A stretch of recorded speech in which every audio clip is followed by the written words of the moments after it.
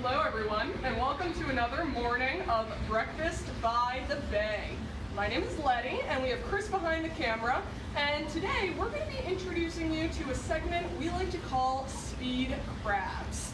It's like speed dating, but with crabs.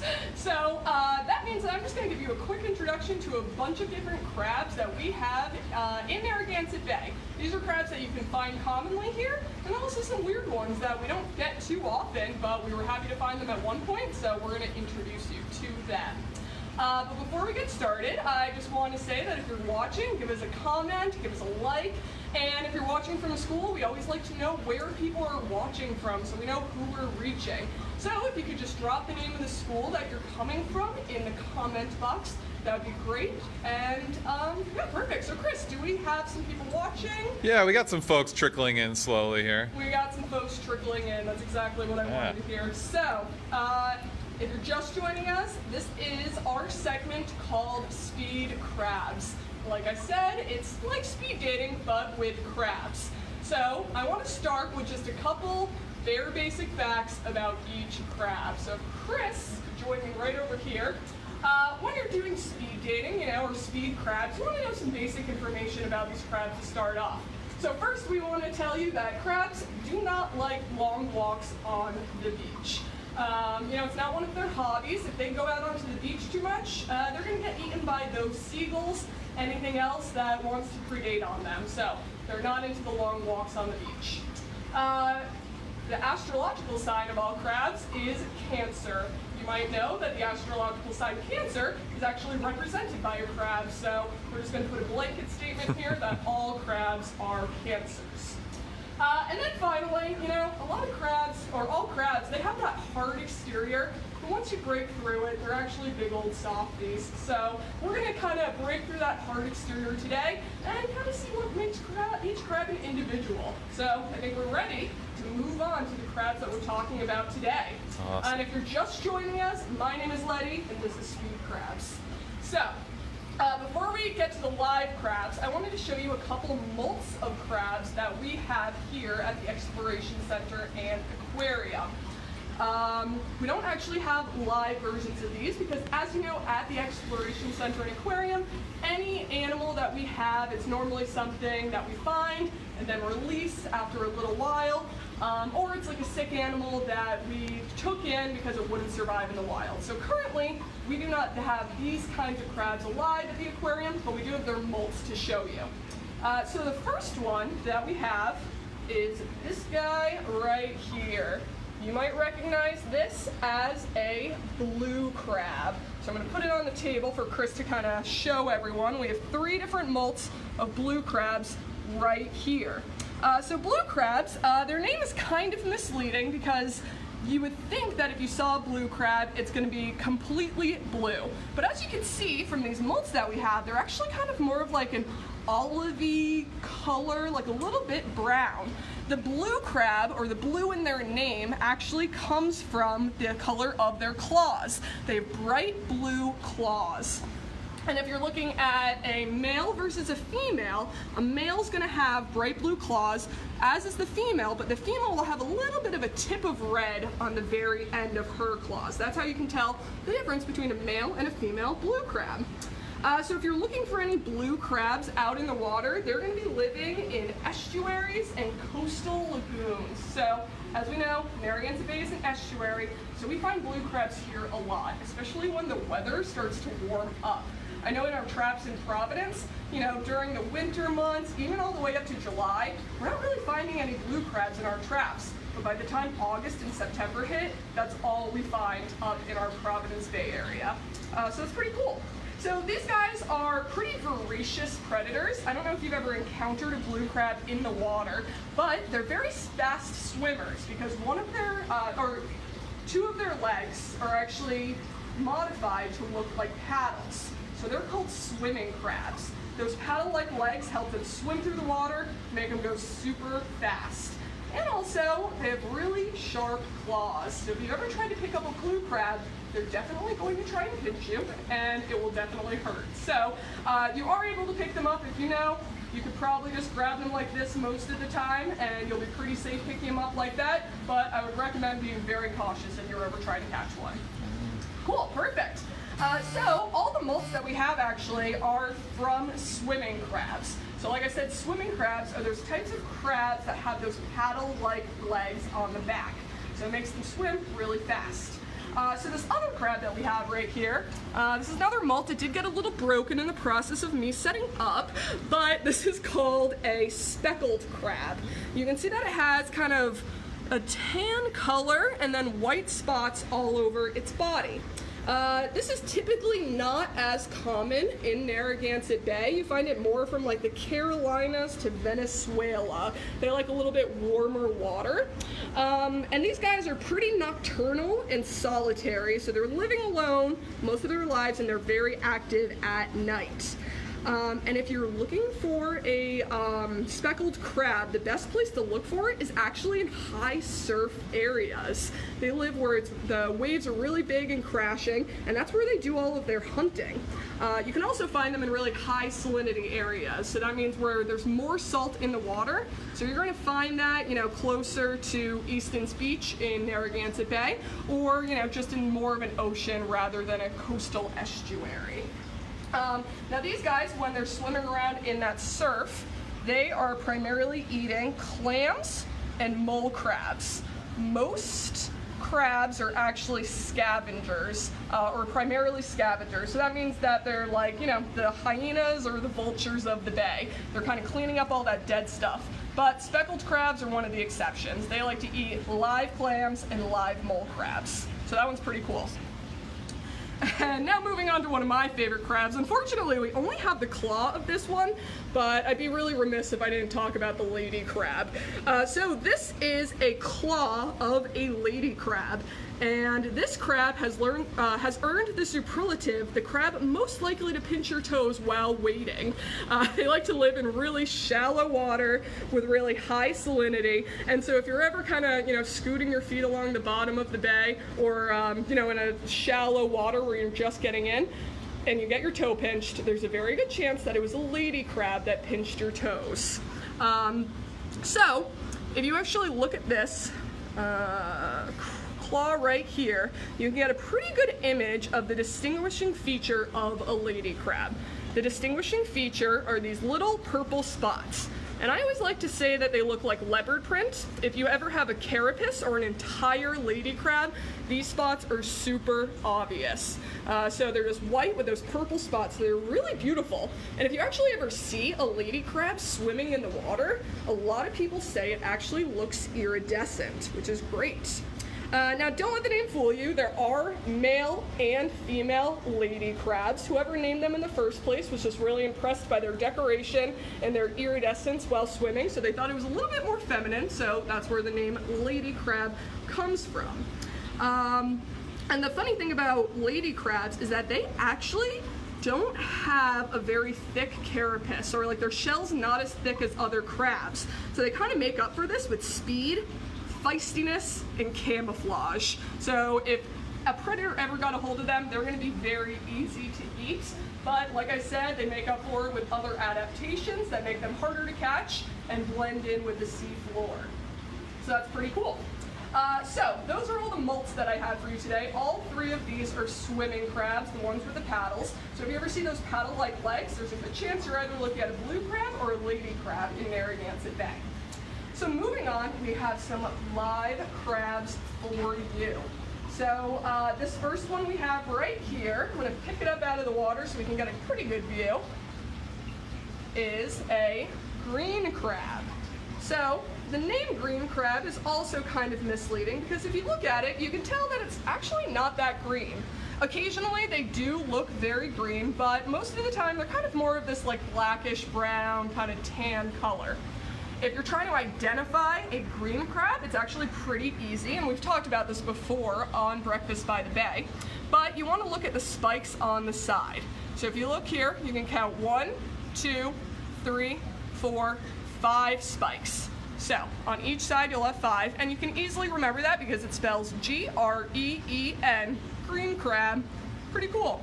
So green crabs are pretty aggressive. They are pretty territorial, so you're not going to really find them in huge groups. They can live for about 4 to 7 years, and you probably see a lot of these in Narragansett Bay, but they're actually considered an invasive species.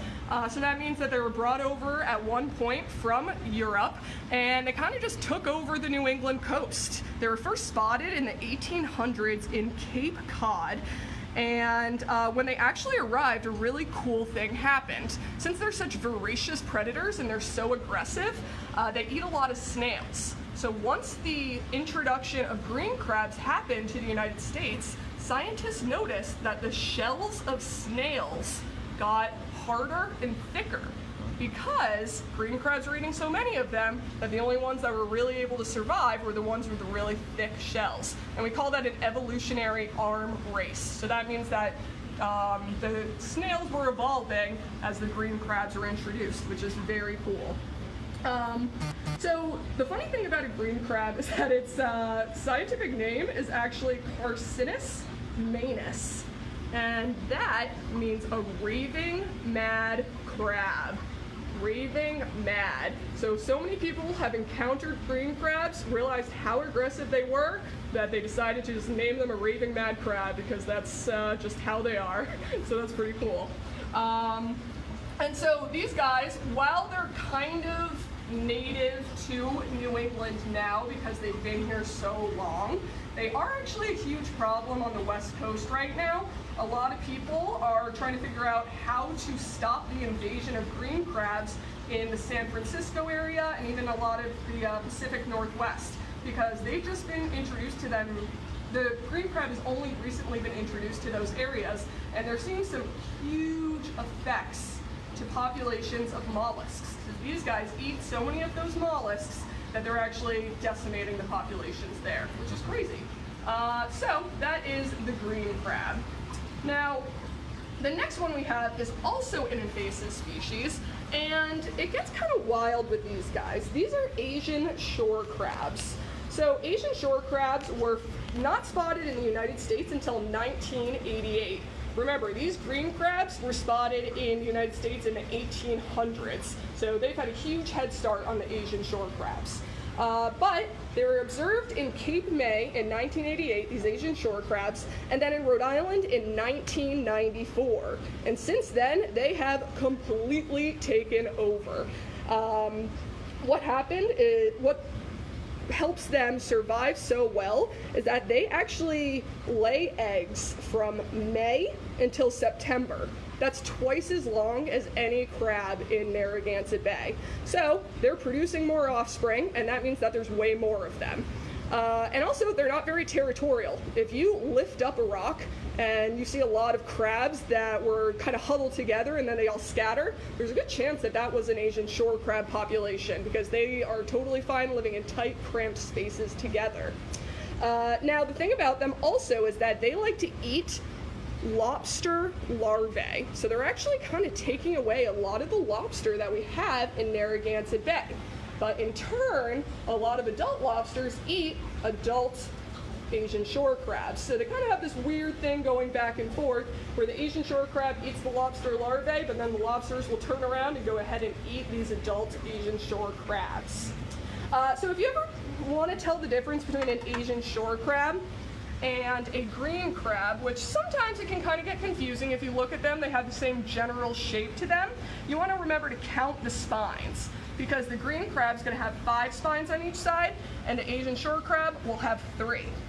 Also, an Asian shore crab has these light and dark bands on its legs. You can see that the legs kind of look striped. That's an Asian shore crab right there. Perfect. All right, so I went through all of our molts, and I went through all of our invasive crabs. So now I'm going to move on to our hermit crabs in Narragansett Bay. So, while you're doing that, Letty, I want to apologize to everybody. I don't know if either nobody has said anything or I'm just not able to see any questions or any chat that's going on. But if you guys are writing anything, I can't see it right now, so I'm sorry about that. If you do have any questions, still ask them, and we'll just come back later when it's not live and try and address any of those questions, whatever they might be. So sorry, everybody. No problem. Okay, so next we have our group of different hermit crabs that you can find in Narragansett Bay. We talked about this a little before. Our friend Jeff did an entire segment on hermit crabs, so I'm just going to talk briefly about them. So the first one that we have is the long claw hermit crab. A little feisty. So I'm going to wait for him to come out a little bit if Chris can maybe get them in the tank as well coming out, but he is not as shy as I thought he might be. So the long claw hermit crab is the smallest species of hermit crab in Narragansett Bay. You typically find them in periwinkle shells and oyster drill shells, so you can see that this one has made his home in the periwinkle shell. As we probably know about hermit crabs, they move shells as they grow older in life. So that means that when they're first born, or when they're first getting into a shell, it'll be a very, very tiny one. And as they grow older, they're going to need a bigger shell in order to accommodate the space. And you can actually see that this this hermit crab is in a periwinkle shell. But the other two hermit crabs we have in there are in moon snail shells. And moon snails are bigger than periwinkles. So these guys grew a little bit bigger than expected, which is really cool. They're doing really well in the aquarium. So they get into these shells by kind of backing up and using their hooked tail to lock themselves in to those shells. You can normally find these long claw hermit crabs on like shallow beachy areas wandering around, as is the case with our broad claw hermit crab. So if you look really closely at these two different species, yeah, you can see that their claws are completely different. Typically with this long claw hermit crab, there's one claw that's going to be bigger than the other, but with the broad claw, they're generally the same size. This guy looks like there's a little bit of difference there. So that's the big difference between a long claw and a broad claw hermit crab, is that their claws are completely different. But generally, they live a very similar lifestyle. Broad claws tend to be a little bit more aggressive than the long claw. I know for a fact that if we put them in the same tank as the urchins at the aquarium, they attack the urchins, so much more of an aggressive predator. Nice. There it is. Perfect. Has anyone commented, or are we still radio silence? It looks there? like I'm in the dark over here, so we'll answer all of those questions later. I'm sure everybody's enjoying it though. Perfect. And so there is one more hermit crab that we have that's much rarer in Narragansett Bay, and that is the Acadian hermit crab. So I want Chris to just kind of get it in the waters, and because if I pick it up, I bet he's going to go into a shell. But an Acadian hermit crab likes to live in much deeper water, and they are much brighter than the broad claw and the long claw hermit crab. You can see that they have those really cool like red colors, blue colors in there. And these are typically more likely found on the coast of Maine, but this guy was found in the deeper waters in Rhode Island Sound. So that was pretty cool that the fisherman brought that to us. And you can see that he has really long eye stalks, kind of more similar to a lobster in that regard. You know, he's just much bigger and also more of an aggressive predator than the other ones we were talking about too. And then the real way to tell if you're looking at an Acadian hermit crab is to look at those legs. And if you look really closely, you can see that there's red stripes and white stripes on the legs. So that is a telltale sign of an Acadian hermit crab. And maybe I'll take him out. Maybe we can get a good view of him. Yeah. Great. Perfect. All right. So those are our hermit crabs that we have. Next, I'm going to show you this really little guy right here. So this one is a crab that you've probably encountered before, but they are pretty good at hiding and also very secretive. So these guys are called a black-fingered mud crab, and I'm definitely going to take him out so that you can see why he's called the black-fingered mud crab. If you look at his claws, he doesn't want to give them to me, you can see that at the very tip, he has a little black right on his fingertips. So that's why we call him a black-fingered mud crab, because he has those black tips on his claws, and he likes to live in muddy areas. These guys can be found under rocks, they can be found in masses of seaweed and in oyster beds, anywhere where they can find like a little space to hide. Also, a lot of the times, if people are pulling up maybe trash from Narragansett Bay, so we're talking about old bottles and cans and stuff, there's a pretty good chance that a lot of these will come scurrying out because they like that hiding spot. And unfortunately, you know, trash does get into Narragansett Bay, but they found a way to use it to their advantage. So that's pretty interesting. Then, even with these guys, one of the claws is actually a little bit bigger than the other. And the larger one has something that we call like a little tooth on it, and that helps them chip away at little mussels and oysters that they might want to be eating. Now this guy's pretty small, they can't actually get bigger than this, but this is the one that we had at the aquarium, so he's having his starring moment now at a very young age. Very nice. So that is the black-fingered mud crab. Definitely worth looking for the next time you're maybe flipping under rocks or looking at oyster beds. The next crab that we have is a crab that we're all familiar with. If you've been tuning into any Breakfast by the Bay, these guys tend to make an appearance. And these are common spider crabs. So a lot of people are familiar with spider crabs because of the Japanese spider crab, which is the largest crab in the entire world. They can get really gigantic. These spider crabs tend to stay a more normal size, but here at the aquarium we do have a couple really big ones. And I didn't want to put him in the bucket with everyone else because he was actually starting to attack them.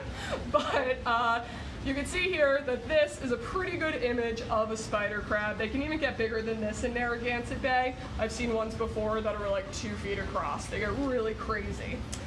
So you can tell if it's a common spider crab because they're going to have 9 spikes down the center of their back. Pretty easy way to tell right there. The cool thing about spider crabs is that they can actually walk forward and backwards and side to side. Most crabs can only do that crab walk that was popularized by MC Hammer, but this crab can do it all. You can walk forward, backwards, side to side, which, you know, doesn't seem like a huge feat, so considering we can do that, but I'm pretty impressed with them nonetheless.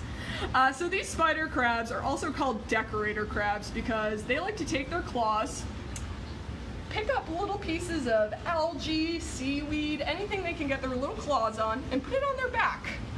Now they're doing this because they want to camouflage in with the bottom of Narragansett Bay. So once they do that, they actually do live in big colonies together. You know, a lot of the times if you're doing a trawl or something, you can pull up just like huge groups of spider crabs together. And I read that a theory about that, why they kind of like hold on to each other, is because they want to look like a bigger animal. So if something came across a spider crab and he was holding on to 5 other spider crabs, tried to pick him up, he's going to think that that's a gigantic animal. So the spider crab is less likely to be eaten, which is pretty cool. So these guys have really bad eyesight. He really can only see like shadows, that sort of thing. But they make up for that with a tasting and sensing organ at the bottom of their feet. So they walk around Narragansett Bay, kind of, you know, feeling everything backwards and forwards, and they're tasting everything that they're walking over. So that means that they can't see their food, but they're tasting everything. And like I said, most crabs are scavengers. So if they're at the bottom of the bay, a lot of dead stuff falls to the bottom. They're going to walk over it, taste it, decide that that's a yummy meal, and they're just going to go ahead and eat it right then and there, which is pretty cool. So that is our spider crab. Nice. Very nice. All right, and then the last crab that I have for you is actually one of the silliest. I saved the best for last. So here we have a shame-faced crab. And I don't know if you're getting a good view of it, Chris, but the shame-faced crab is kind of an anthropomorphized name that humans gave him, because if you look at his claws, they are perfectly adapted to like fit into his face. And when he puts those claws in front of his face, it kind of looks like he's covering his face in embarrassment, right? He's really embarrassed to be speed crabbing right now, I guess. So that's a shame-faced crab. The cool thing about them is that they are like really armored, you know? If he puts his claws right in front of his face, he is already protecting his face from any kind of predation. And his whole body is just built like a tank. It has this really crazy thick shell. and it's just like this circle that like is really impossible to penetrate. So they're kind of like ambush predators. They're going to burrow into the sand. They're going to hunt at night, and if anything swims over them that they feel like eating, they'll just pop out of the sand and go eat that animal. While they do eat fish and occasionally catch them, they do really like mollusks, like clams, mussels, and snails. And their claws help them eat those items because they kind of have this like tooth that I was talking about on the mud crab, where they can chip away at any shell that they're eating. So they'll find a mussel, go ahead and take one claw that's meant for holding, and then the next claw, which has like kind of a can opener tooth on it, and it'll slowly chip away, chip away, chip away, until they get to that soft body inside. And then those claws can also be used for digging. Most crabs will use their back legs to dig into the sand, but those guys use those claws as a bulldozer to push the sand forward, and then they'll crawl into the hole that they just created. So that is the shame-faced crab. Once again, he's going to live in a little bit deeper water. He's not as common in Narragansett Bay, but it is worth looking for him next time you're kind of looking around for crabs. You can definitely find one. Or here at the EC the next time we're able to come around and be at the Exploration Center. You can come check out the shame-faced crab up close and personal. Yeah, I got a good look at those claws right there with the white tip on the end of the claw on the left there. Awesome. It's great, I just love the light. Hide in the face. All right, so that's it. That's all I have for today, just 12 crabs. I hope that you learned a little bit about each crab. Like I said, it's speed crab, so just a general overview of each one. So this is my last breakfast by the day that I'll be hosting, actually. So I want to thank everyone that's tuned into my videos. I've had a lot of fun hosting them and going through everything. Next week will actually be our last week with Breakfast by the Bay, but we still have Wednesday and Friday this week, and then Monday, Wednesday, Friday of next week. So please still keep tuning in, keep watching the videos. We're really excited to present you with this material.